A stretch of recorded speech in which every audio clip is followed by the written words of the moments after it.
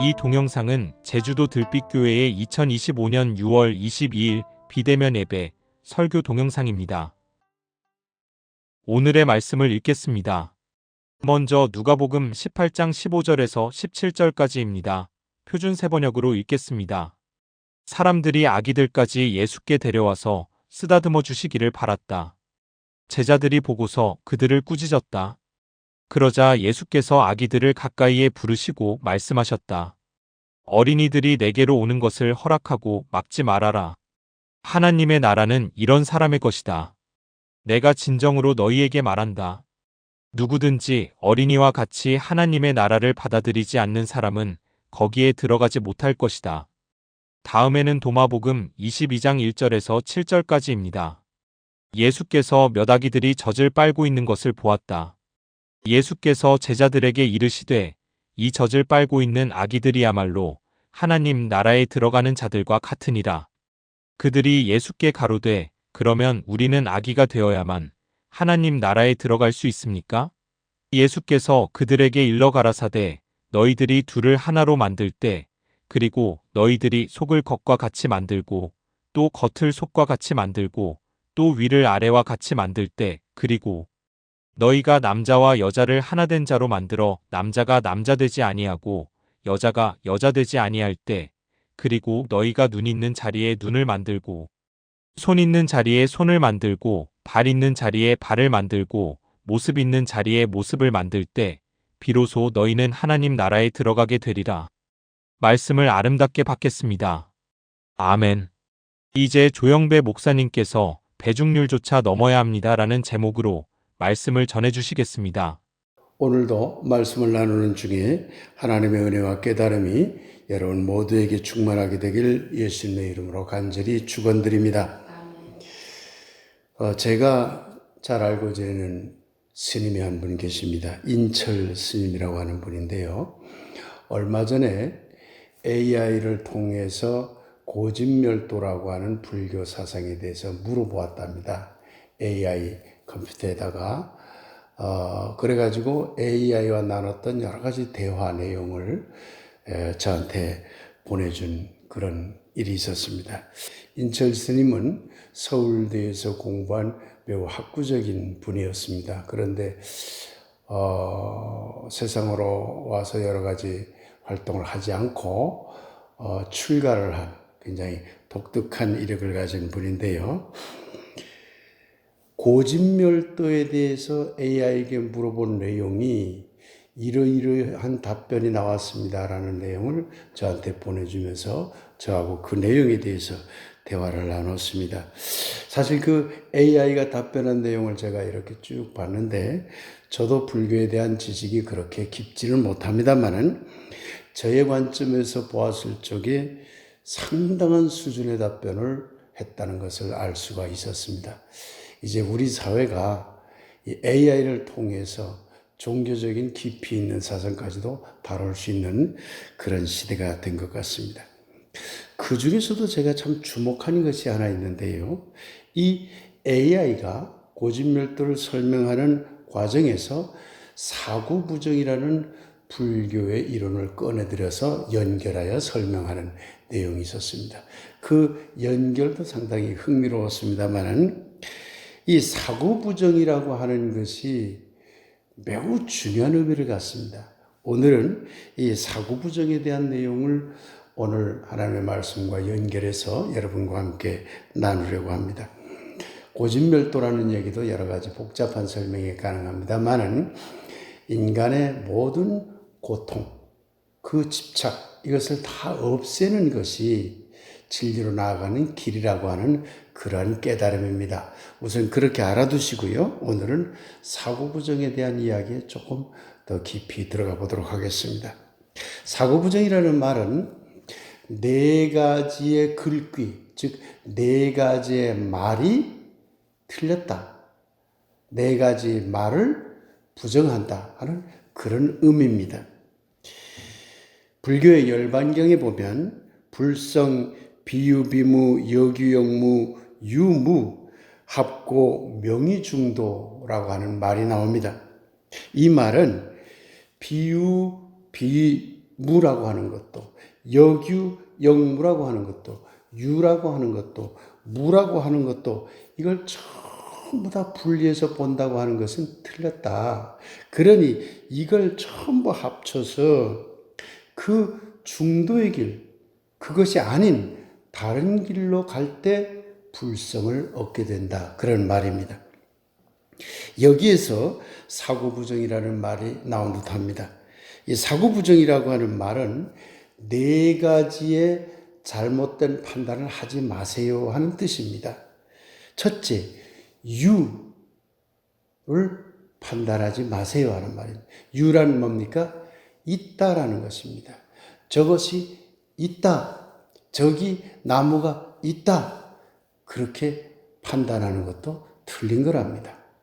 좀 이상하죠? 앞에 나무가 있는데 나무가 있다고 말하는 것 자체가 틀렸다는 얘기예요. 불교에서는 그렇게 가르친다는 얘기입니다.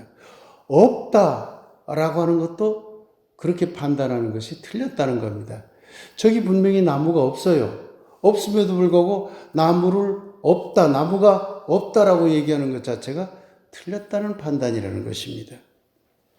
그런데 역유역무, 이 말은 있음 또한 없음 또한, 직역을 하면 그렇습니다만은 그것은 있다고도 하고 없다고도 할 수 있다. 저기 나무가 있다고도 하고 없다고도 할 수 있다. 이렇게 말해도 그런 판단도 틀렸다는 것입니다. 또한 비유비무라고 하는 것이 있는데 그건 뭐냐면 있음이 아니며 또한 없음이 아니다. 이게 직역을 하면 그렇습니다. 그러니까 거기에는 있지도 아니하고 또한 없지도 아니하다라고 판단하는 것도 틀렸다는 얘기입니다. 좀 아리송하죠? 아마 일반 사람들은 물론 특히 기독교 신자들은 참고 앞뒤가 맞지 않는 말이다 이렇게 생각할 것입니다. 나무가 있는데 분명히 나무가 있다라고 말할 수 있는데 그런 판단이 잘못된 것이라고 얘기하고 있다니 좀 이상하지요? 어떤 그리스도인 중에는 이런 식의 생각을, 사유체계를 참 엉터리 같다 이렇게 생각하는 분도 있을 것 같습니다. 그런데 우리 한국에는 불교의 영향이 있어서일지 모르지만 이러한 생각이 늘 있어 왔습니다. 한국인들의 마음속에는 산은 물이요 물은 산이로다 라는 경고가 그렇게 이상하게 들리지 않습니다. 사실 산이 물일 수는 없죠. 그럼에도 불구하고 그런 경고에 우리는 늘 노출되어 있어서 그렇게 이상하게 들린다고 하진 않습니다. 그러나 서양 사람들은 이것을 매우 엉터리적인 사고라고 그렇게 생각을 합니다. 나는 너이며 너는 나다. 이런 생각도 한국인들에게는 비교적 자연스러운 현상입니다. 이 사고부정이라는 이러한 인식체계는 과거 서양적 사고체계, 특히 과거 기독교적 사고체계에서는 있을 수 없는 판단체계입니다. 있는 걸 있다고 하지, 있는 걸 없다? 또는 없는 걸 없다고 하지, 없다고 하는 것도 틀린 것이다? 그런 판단을 서양적 사고체계에서는 하기가 매우 어려운 것이죠. 아리스토텔레스가 논리학을 대단히 발전시켰습니다. 그 아리스토텔레스에 의하면 동일률, 모순율, 배중률이라고 하는 그런 논리적인 용어들이 나옵니다. 나는 나다. 내가 언제 다른 사람이 될 수 없다. 동일하다. 그런 말이에요. 그게 논리적이라는 거죠. 모순율은 어떤 거냐면 나는 나가 아니다라고 말하면 틀렸다. 나는 나가 아니다. 나 이꼴 나가 아니다가 될 수가 없다는 거죠. 나 이꼴 나가 아닌 것이 되는 것은 모순이잖아요. 그건 틀렸다는 거죠. 배중률이라고 하는 건 조금 더 어렵습니다. 이건 어떤 거냐면 나는 나임과 동시에 나는 나가 아니다. 나와 동시에 나가 아니다. 그러니 뭔가 또 다른 게 있는 것 같은, 중간에 있는 것 같은, 다른 무엇이 있는 것 같은 생각이 들지요. 그래서 배중률이란 뭐냐면 중간을 배척하는 논리다. 그런 얘기입니다. 그러니 나는 나이면서 동시에 나가 아니다. 그러면 나와 나가 아닌 정반대에 뭔가 또 있나? 그런 것도 틀렸다. 이런 얘기를 배중률이라고 합니다. 조금 어렵습니다만은 앞서 이야기한 사고 부정과 매우 정반대의 이야기를 하고 있다는 것을 대략은 여러분들이 감을 잡을 수 있으리라 생각을 합니다. 이런 서양 사상의 논리의 가장 중심에는 서로 다른 모든 존재는 다 별개의 것으로 분리되어 있다. 그 중간의 것은 있을 수가 없다.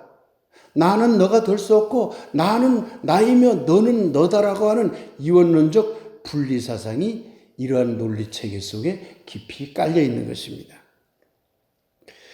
그런데 이런 사상이 중세 가톨릭 이후에 기독교 교리에 깊이 들어와 버렸습니다. 그래서 지금도 기독교는 분리를 밥 먹듯이 합니다. 나는 나이고 너는 너야.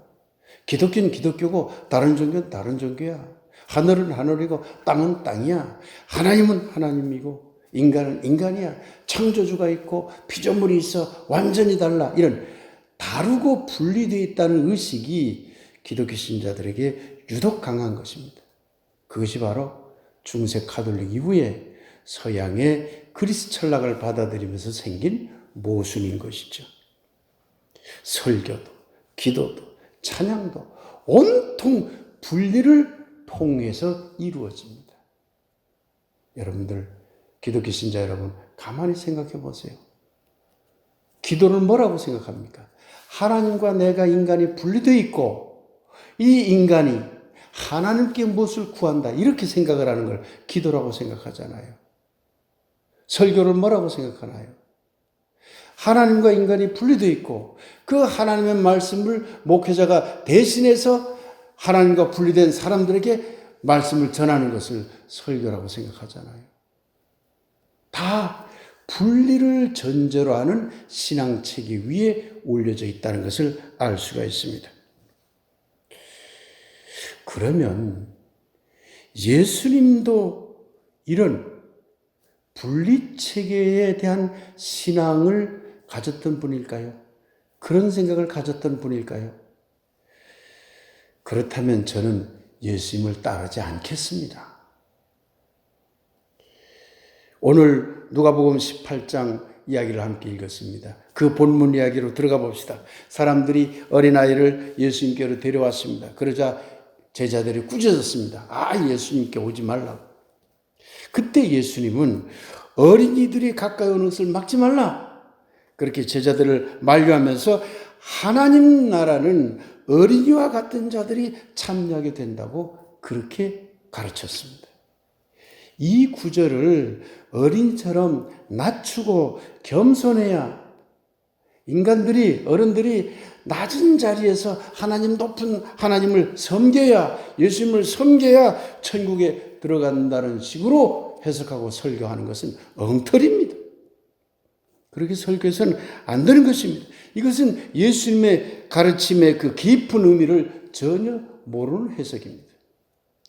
어린이 같아야 하나님 나라에 참여한다는 말의 깊은 의미는 무엇일까요? 그 해답을 찾으려면 도마복음 본문을 살펴보아야 합니다. 오늘 우리는 도마복음 본문도 함께 읽었습니다.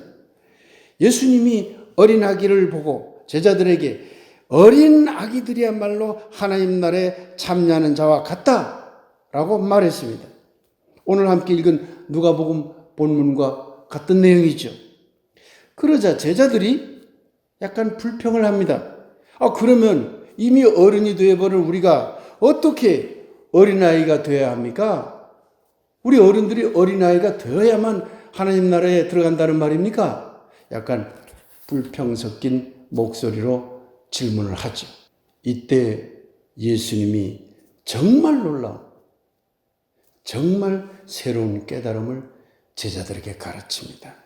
너희들이 둘을 하나로 만들 때, 너희들이 속을 겉과 같이 만들고 겉을 속과 같이 만들 때, 위를 아래와 같이 만들 때, 남자와 여자를 하나 된 자로 만들어 남자가 남자 되지 아니하고 여자가 여자 되지 아니할 때, 너희가 눈 있는 자리에 눈을 만들고 손 있는 자리에 손을 만들고 발 있는 자리에 발을 만들고 어떤 모습이든 그 모습이 있는 자리에 모습을 만들 때, 이때 비로소 너희는 하나님 나라에 참여하게 된다고 말했습니다. 이렇게 생각하는 자들이 어른들이 아니라 어린아이라는 것이죠. 어린아이들은 둘로 나눠졌다고 보지도 아니하고 안과 속을 구별하지도 아니하고 위와 아래를 구별하지도 아니하고 남자와 여자를 구별하지 아니하고 주어진 눈이 있으면 눈 그대로만 보려고도 하지 않고 귀가 있으면 주어진 귀 그대로만 들으려고 하지도 않고 발이 있으면 발 있는 그대로만 걸어가려고 하지도 아니하고 어떤 모습이든 전혀 새로운 관점에서 사물을 바라볼 수 있는 능력이 어린아이에겐 있다. 그들과 같이 되지 아니하면 너희들은 하나님 나라에 참여할 수 없다라고 한 것입니다. 어린이들은 그야말로 모든 현상을 분리되지 않은 것으로 봅니다. 엄마와 갓난아기는 분리식을 모릅니다. 엄마와 한 몸이라고 생각합니다. 어린이 되어가면서 점점 커가면서 분리된 의식을 갖게 되고 거기서 좌절을 느끼고 여러 가지 정신적인 문제를 겪게 되는 것입니다. 예수님은 분리되지 않는 의식으로 가득 차 있는 어린이처럼 되어야만 하나님 나라에 참여할 수 있는 자격이 있다고 말한 것입니다. 이러한 예수님의 가르침은 서양 논리학의 체계인 동일률, 모순율, 배중률, 이것에 기반한 중세 이후의 기독교 사상과는 너무나 다른 사상입니다. 그 어떤 분리도 거부한 사상이죠. 오죽했으면 마태복음에서 하나님은 선과 악도 나누지 않으며 의와 불의마저 나누지 않는 분이라고 했겠습니까? 가만히 기독교 신앙을 생각해 봅시다. 앞서 잠시 말씀드렸습니다마는 기독교 신자들은 하나님께 열심히 기도합니다. 열심히 설교합니다. 열심히 찬양합니다. 그러나 기독교인들의 이런 신앙은 모두 분리와 이원론을 토대로 한 동일률, 모순율, 배중률을 그 기본에 깔고 있습니다. 이런 용어를 그리스도인들이 모른다 해도 그걸 깔고 있어요. 분리를, 배타를 깔고 있어요. 가장 기본적으로 기존의 기독교는 하나님과 인간을 분리합니다. 하나님은 저 높이 계시고 뛰어난 능력의 존재이고 인간과 이 모든 피조세계는 가장 낮고 능력이 부족한 존재라고 딱 분리하고 그 위치를 설정해 둡니다. 기도란 하나님과의 일치를 깨닫는 과정이며 그 과정에서 일어나는 영적 대화입니다. 그래서 우리 안의 영성을 일깨우는 일이 기도에서는 매우 중요하다고 가르치면 못합니까? 한국의 그리스도인 여러분, 여러분의 기도를 돌이켜 보십시오.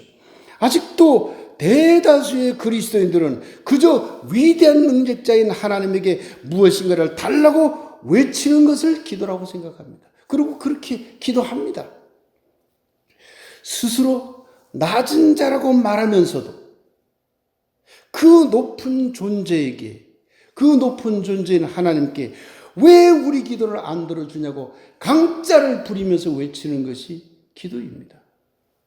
여러분, 이건 기도가 아닙니다. 이것은 하나님을 향한 언어 폭력입니다. 폭력을 하고 있는 거예요.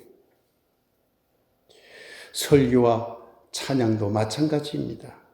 높은 하나님을 무조건 믿고 그분을 따르면 복을 내려준다고 떠듭니다. 높은 하나님께 찬양하는 것이 낮은 인간이 할 도리라고 외칩니다. 이 모두 하나님과 인간을 나누고 분리하는 토대 위에서 이루어진 기독교 사상체계를 여전히 받아들이고 있기 때문입니다. 이런 기존의 기독교 신앙은 예수님의 신앙과 거리가 너무나 멉니다.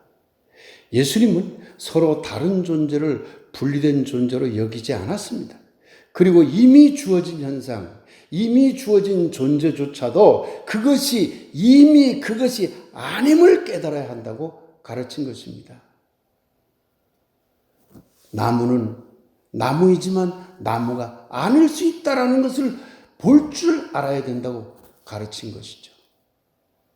매우 불교적 가르침과 닮은 것이죠. 눈 있는 자리에 또다시 눈을 만들라는 요청이 무엇입니까?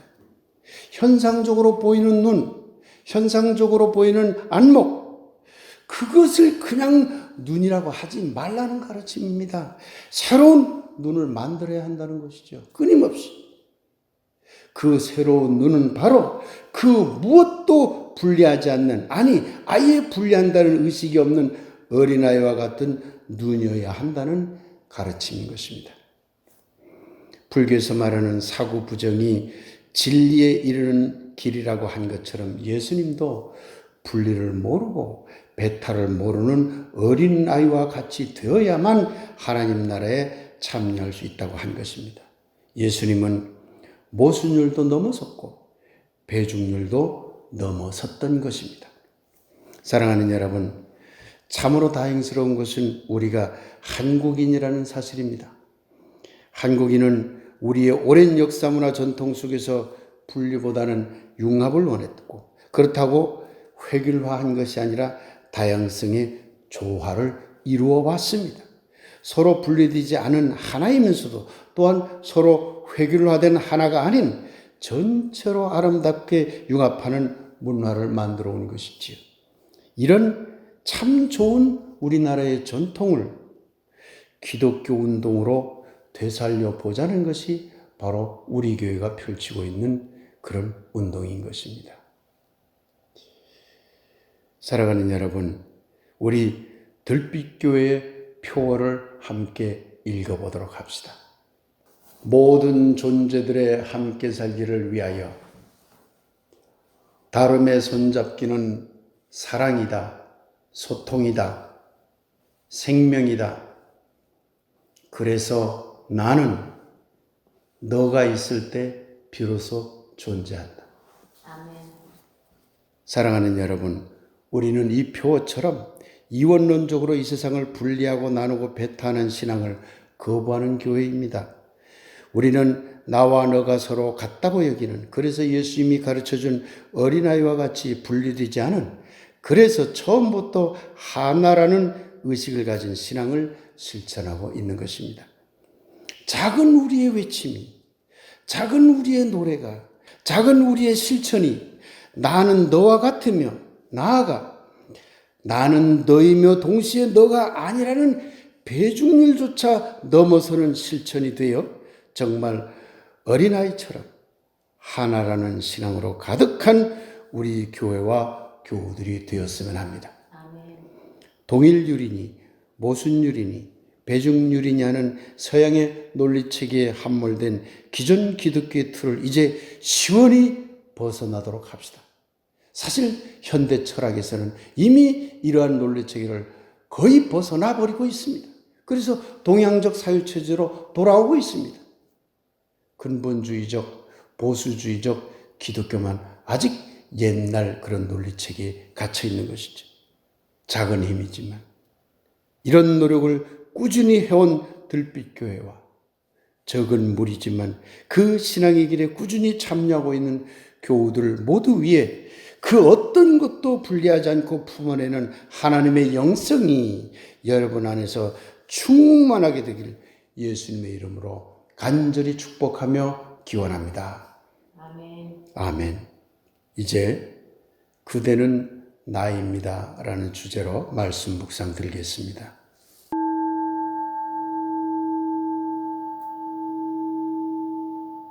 그대가 있습니다. 그러나 이에 집착하지 말게 하소서. 그대가 없습니다. 그러나 이에도 집착하지 말게 하소서. 그대가 있으며 동시에 없습니다. 그러나 이 또한 집착하지 말게 하소서. 그대가 있지 아니하며 또한 없지 아니합니다. 그러나 이 또한 집착하지 말게 하소서. 모든 동일률과 모순율 그리고 배중률마저 넘어서게 하소서. 아멘. 6월 22일 비대면 예배 설교 동영상을 마칩니다. 늘 건강하고 행복하시길 기원합니다.